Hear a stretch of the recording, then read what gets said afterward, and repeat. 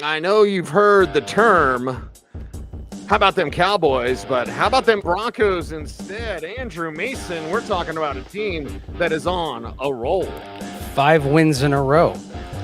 And probably the most complete of those wins on Sunday, albeit against, let's face it, that defense the Cowboys have reeks. Yeah, that's a terrible D.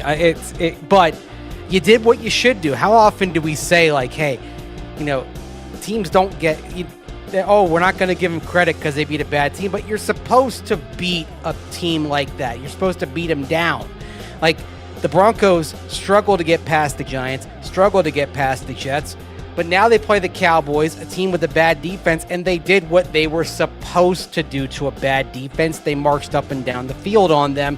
And really, if not for that third play interception where Bo Nix looked like he no-looked the ball there to Pat Bryant, this thing might have been a 50-burger when all was said and done. Woo! What a big game, and we are here to talk about it with you. Orange and Blue today, Cecil, Lammey, Andrew Mason, Denver Broncos, 6-2 after 8 games, and we got to talk about our biggest takeaways from this game because they are plentiful. Again, we are here to talk to you Monday. Feeling good today. Biggest takeaways, 3 of them or more, Mace. For me, it's what you started with Bo Nix and this offense clicking. Like, that's the thing. We'll get into the rookies and their breakouts, but Bo Nix feeling comfortable and taking Wednesday and making it Sunday. Whatever that meant when Sean Payton said it, and I asked Bo Nix about it on Wednesday, they took that practice, the great practice they had, and obviously turned it into a great offensive performance. Well, he was comfortable in part because he was well protected, but in part because you had a balanced offense, because you were running the ball. And that's another key thing here. You go back to a few weeks ago when, after the Bengals game, after the Eagles game, guys were talking about, hey, we're finding in our identity. And it was after 2 fairly balanced games when it came to run versus pass. And then you saw that again on Sunday. The Broncos having near perfect balance, establishing the run, sticking with it, being patient. And, of course, it's easy to be patient when you're averaging 6.4 yards a carry, when J.K. Dobbins is averaging north of 7 yards a carry. The test is to be patient when you're struggling. So it's easy to do that when you're facing a Cowboys D that's getting blasted at the first level, blasted at the second level, and there are holes aplenty throughout the game. But when you have a balanced offense and when you establish the run, things are simply easier for Bo Nix. He can actually function as intended, and then you see a performance the likes of which he had on Sunday. Yeah, and chat room's fired it up. Looks like Blue River Bass says far less penalties. That was refreshing as well, Mace. Well, fewer penalty yards, okay? Like, they had only 42 penalty yards. Some of that was because, of course, you had pass interference when it's down near the goal line. It's half the distance. You'd still rather see fewer than 7 penalties in the game in terms of that. That's the number that ultimately, number of penalties that were accepted accepted by the Cowboys against the Broncos. I mean, there was another, right there in the first, on the interception, for example, Alex Palczewski was called for ineligible downfield, and it was declined, right? I mean, so infractions are still an issue here for the Broncos. That was not something that went away to the degree that I think people hoped it would go away. It just simply wasn't as damaging as we've seen in past games, but it's still something the Broncos need to clean up. Yeah, definitely need to clean it up and keep that balance. And how about these rookies, Mace? How about these young cats coming through? RJ Harvey with a big 3-touchdown game. Still believe he could use more work, but J.K. Dobbins going through and getting 100 yards for this Broncos team, running the ball effectively. But you loved what you saw from Pat Bryant, Loved the mile high salute there as well. Loved RJ Harvey. Jahdae Barron getting a pick. It was like a rookie showcase on Sunday. Yeah. I mean, you had 4 of the 6 touchdowns by rookies. I mean, I wrote a lot about that at denversports.com, so you can read about that. Read about Pat Bryant in particular. It's interesting also in terms of snaps. Pat Bryant has now played at least 50% of the offensive snaps in 4 consecutive games. And he was playing 1/3 or fewer of the snaps in the first 4 games, and now that's gone to at least half the snaps in the last 4 games. Why? Because he's blocking. I mean, if you look at RJ Harvey's 40-yard touchdown run, people are talking about Quinn Miners and the pancakes, but probably the most important block on that play, if you watch, Pat Bryant there, he goes in, he's going against a guy that's got a 60-pound edge on him, and he's guiding him behind and wide of RJ Harvey. That's what sets that whole play up right there. We know that Pat Bryant's doing things at the second level blocking, but he's doing things right there off the snap that's helping spring RJ Harvey. And then of course you get that block, and then you've got Garrett Bowles, you've got Luke Wattenberg, Alex Palczewski, and then of course you have Miners, making the highlight reel. It's all kind of coming together, but for Pat Bryant, he's blocking like that. That's what's getting him on the field. It's part of why I put the post out there on social media overnight about, Pat Bryant. The reception and yardage total hasn't come yet, but he had the touchdown. You see what Troy Franklin is doing.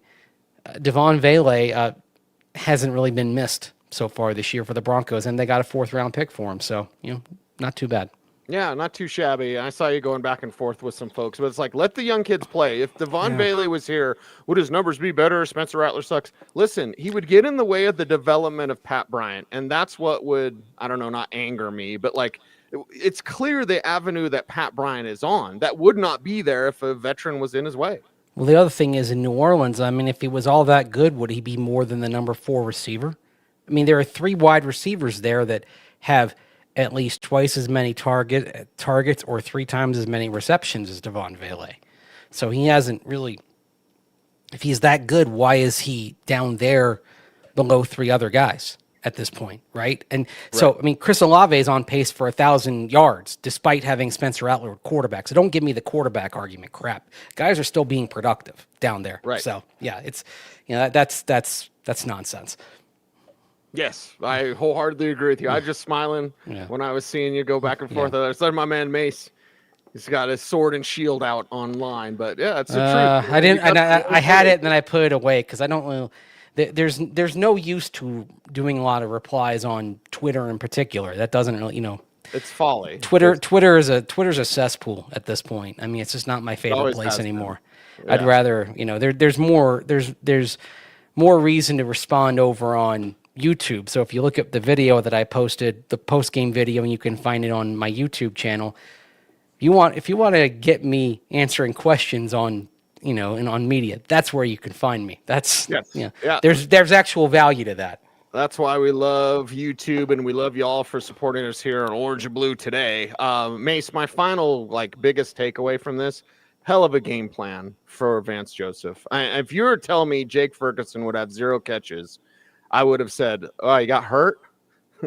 Jake Ferguson, he either got 0 catches because he didn't play or he got hurt. And brother, he had 0 catches. So Vance Joseph, I mean, chef's kiss for VJ. I suppose we should give him the highest compliment we have on this show. 1, perfection, but 2, this one with Patrick Bateman, because my God, Vance Joseph. The Cowboys defense, one thing, Cowboys offense, completely different.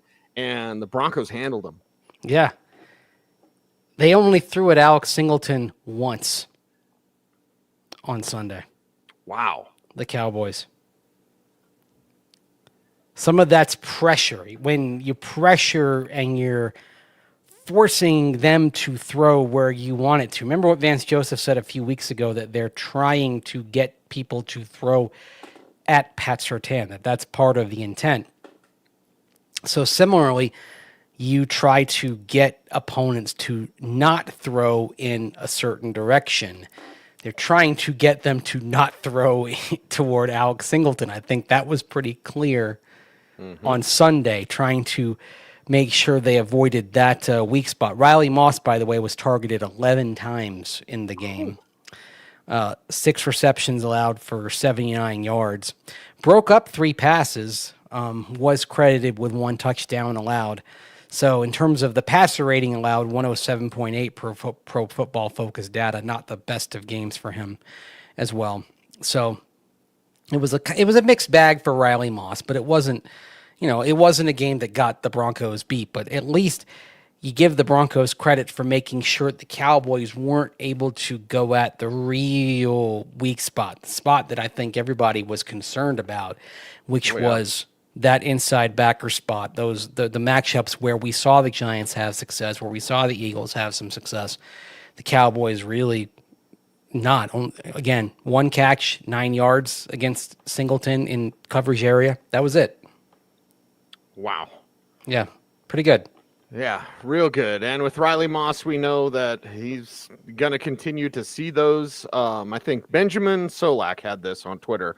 Among 76 outside cornerbacks with at least 100 coverage snacks, Riley Moss is the most targeted, 55. Yep. He's 3rd in completion percentage allowed, 6th in tight window rate, and 13th in coverage success rate. You know, he's getting a lot of looks, and he's standing up to it, Mace. If Pat Surtain doesn't play next week, you wonder if that's going to go down a little bit, if there's going to be more targets elsewhere. Perhaps, but man alive, Chris Abrams-Drain. When they come out of halftime and you're there in the building, there's no Pat Surtain. What are your thoughts? Because my thoughts were not good. It was interesting that they went to Abrams-Drain. You thought, okay, well, this will be a spot for Jahdae Barron, but it was Abrams-Drain out there. Now, just to kind of go through the rationale of that, think of it a few weeks ago on the offensive side when Ben Powers gets injured. Now, Alex Palczewski, in terms of playing time, Alex Palczewski is offensive lineman 6, because when they went to their jumbo packages, it was always 63 reporting as eligible. But the way it was structured, Parrott was the left side backup, Palcho was the right side backup. Even though Palcho is the guy who's playing more snaps and is effectively O-lineman number 6, it's the least disruptive for more packages if you have Parrott simply go into the starting lineup in place of Powers, and then you don't disrupt your jumbo set with 6 linemen. So think of that with Chris Abrams-Drain coming in there, especially right there as you're changing on the fly during a game. If you put him in for PS2, then you're not changing your dime sub packages, because then Barron is still assuming that role and doing what he has been doing. You're changing the least. Whereas if Barron goes and takes over for PS2, you're making that change, but then you're also changing the sub package as well. So you're making 2 sets of changes, right? So that's kind of that's a little bit, I think, part of the rationale as to why you saw Abrams-Drain come in for PS2, even though, again, Barron has been playing a lot more snaps than Abrams-Drain so far this year. I am curious to see, as the Broncos have a few days of game planning, assuming Surtain doesn't play this week, we'll see how it bears itself out. The fact that Surtain was not on the sideline in the second half probably doesn't augur well for an immediate return. But we'll get some more information, presumably on Wednesday, as we see how things are looking and who's out there on the field when the Broncos practice.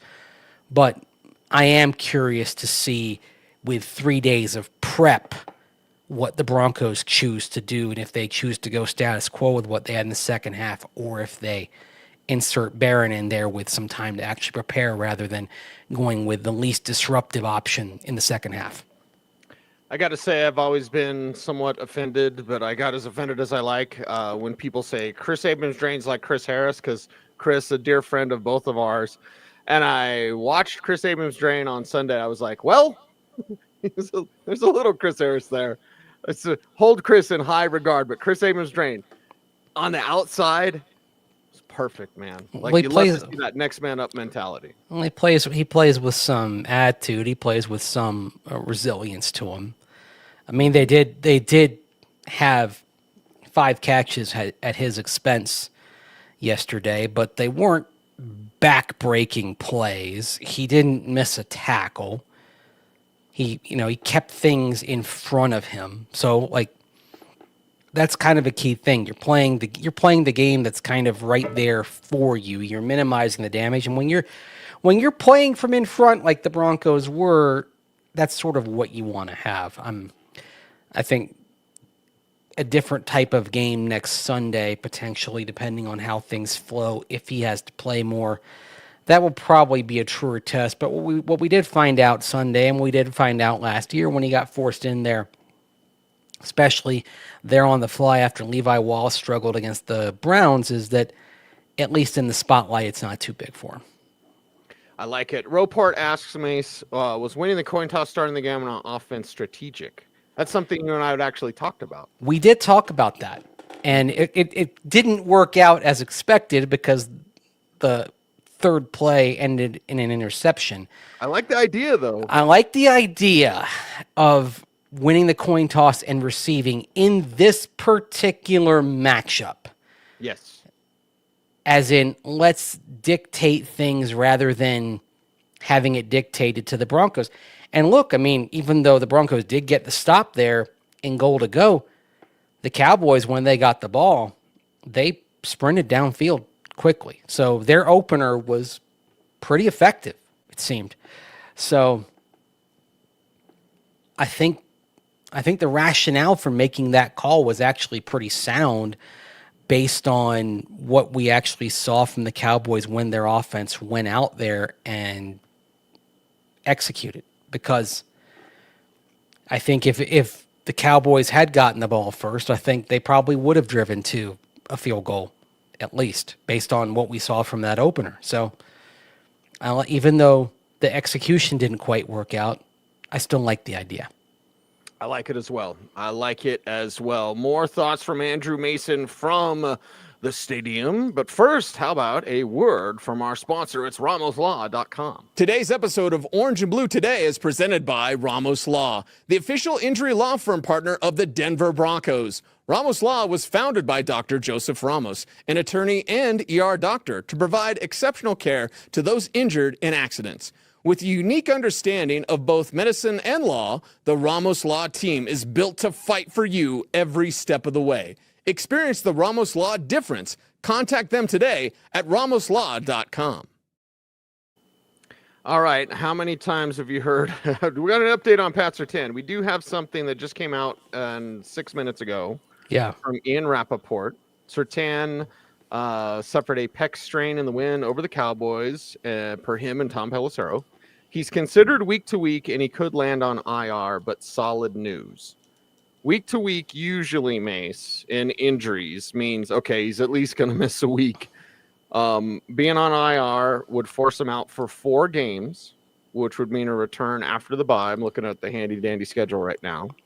So week to week, if that is actually the designation, again, Ian Rappaport reporting that. Well, there's another report. I hate to interrupt you. There's another report from Jordan Schultz saying 4 to 6 weeks. So IR stint. That's IR. That's IR. Because 4 weeks, it's actually 4 games is IR. Right. So you've got the bye in there. Don't forget. So it would be the Raiders in week 14. It'd be it's Texans. Yeah, it's Texans, Raiders home, Chiefs home, Commanders home. Like you said, earliest would be back for the Raiders game. Although if you want to go on the 6 weeks end of it, you might say, okay, let's work to have him back by the Packers game. I mean, so basically he goes on IR. You're really looking at no earlier than the Raiders game. And realistically, I think if you want to say, okay, when do you really need Pat Surtain back?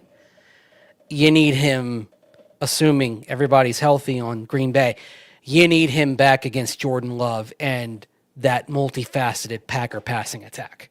that's when you're going to need him. So and now with Christian Watson healthy too. Yes, so I think that's my first reaction to this when you see week to week, 4 to 6 weeks is in everyone's mind, have him ready for Packers, Jordan Love, Jaguars, Trevor Lawrence, Chiefs on the road, Patrick Mahomes, Chargers at home, Justin Herbert. You want him for that 4-game home stretch there. Not that you don't have challenges in between. Sure. With Mahomes at home, CJ Stroud coming up here on Sunday, Jaden Daniels. But you've got a couple of games with the Raiders in there, and the Raiders are certainly gasping and wheezing. You feel pretty good about your ability to hopefully win both of those games. Everything should, I would think, Surtain goes on IR in all likelihood. We'll see. Now, Schultz did also report he'll get a second opinion this week to confirm the timeline, and that's why I would probably not expect any kind of move roster-wise before Saturday. And if you do a move on Saturday, that means you still preserve that timeline in terms of in terms of how many weeks, how many games he has to miss. So you can go all the way. You can kind of go all the way and push it, and then still say, okay, it's 4 games and he's back. So. Okay, well, there's the latest update on Pat Surtain. Marvin Mims will have to work through the concussion protocol, and man alive, that Cowboys player should have been flagged for targeting because he targeted Marvin Mims. Mims getting rocked out there, Mason. Concussion protocol, I'm not sure he'll be available for Houston. Let's just say that. It's Monday, super early, but you have to get through concussion protocol. Well, at least it's not a short week. If it were next week, you would not see Marvin Mims Jr.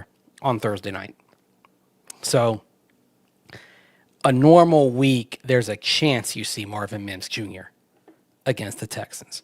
If this were 7 days from now, you'd be planning for life with Marvin Mims Jr. And unfortunately, there isn't an apples to apples replacement really in the receiving core on the practice squad. There's not anybody you can bring up. I mean, if you lost, say, with all respect to Pat Bryant or Trent Sherfield, if you lost one of them, someone like A.T. Perry could come up off the practice squad and be a relative apples to apples replacement in terms of filling in on the roster. Because, unfortunately, the Broncos wanted Courtney Jackson back, and he chose to sign with Seattle's practice squad. The Broncos don't really have that ideal replacement there on the practice squad who can even somewhat approximate Marvin Mims Jr., so this is going to be a little bit tricky. Yeah, a bit tricky. Maybe on offense, you'd see some of those plays go to R.J. Harvey. It's just a guess in terms of like the rushes that Marvin Mims would have, but definitely a gut punch without an all-pro returner out there. If, in fact, that is the case, we'll know more Friday, basically. So everyone's going to have to wait. Yeah. People don't like being patient. How many times have been asked, Pat Surtain? You got an update on Surtain? Yeah, well, I mean, and the other thing, as we see, all these things always end up coming out through the Nationals. Like, that's just how it is. Especially with Sean Payton. Funny how that works. Well, I had a conversation about that this morning. Yeah, everything's through the Nationals with the Sean Payton administration. Yes, it is. Yes, it is. We are here for you. It is Orange and Blue today. It is Cecil, Lammey, Andrew Mason. Mason, any final thoughts before we sign off today? No, I'm good. Not when I'm drinking. All right. He's good. I'm good. You're good. But we need your help here on our Denver Sports YouTube channel. And check out Mace's channel as well for that beautiful post-game report. Those look awesome. Chat with Mace on YouTube. And we appreciate the support therein. But furthermore, how can folks continue their support of OBT? Like, comment, share, subscribe, hit that notification bell so that you never miss a vid. That's right. He's Andrew Mason. You follow him on all the socials at Mace Denver. I'm at Cecil Lammey saying OBT's a BFD. Thanks for watching. Stay tuned. And would you please, as always, stay frosty,